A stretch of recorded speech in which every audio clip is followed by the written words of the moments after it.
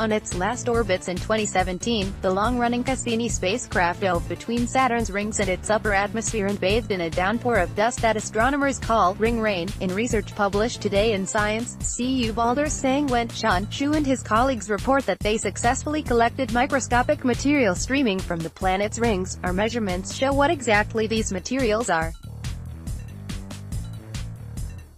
how they are distributed and how much dust is coming into Saturn, said Shu, lead author of the paper and a research associate at the Laboratory for Atmospheric and Space Physics, LASP. The findings, which were made with Cassini's cosmic dust analyzer and radio and plasma wave science instruments, come a little more than a year after the spacecraft burned up in Saturn's atmosphere.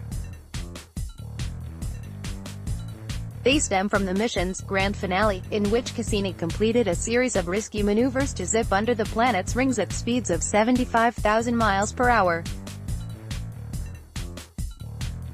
Capturing dust under those conditions was an engineering and navigational coup, the researchers said, a snatch and run that the mission team had been planning since 2010. This is the first time that pieces from Saturn's rings have been analyzed with a human-made instrument, said Sasha Kemp, a co-author of the new study and a research associate at LASP and associate professor in the Department of Physics.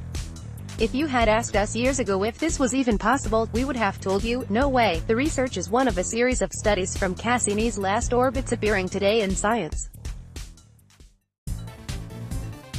NASA's Jet Propulsion Laboratory, JPL, managed the mission, which was a cooperative effort of NASA, the European Space Agency, ESA, and Italian Space Agency.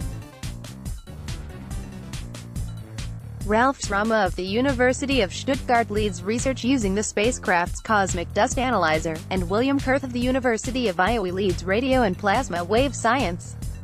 Beautiful physics catching that ring rain, which astrophysicists had predicted based on studies of Saturn's upper atmosphere, in action wasn't easy. Getting too close to a planet's rings risks shredding the spacecraft.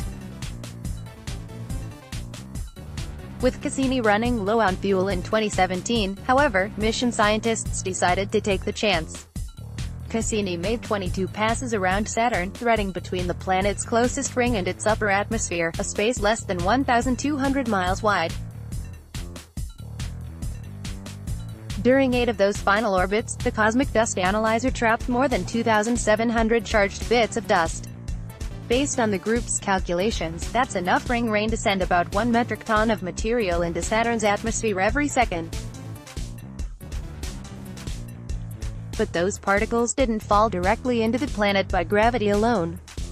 Instead, the team suspects that they gyrate along Saturn's magnetic field lines like a yo-yo before crashing into the atmosphere. It's a beautiful display of physics at work, said study co-author Mihaly Horonyi, a professor in physics at CU Boulder.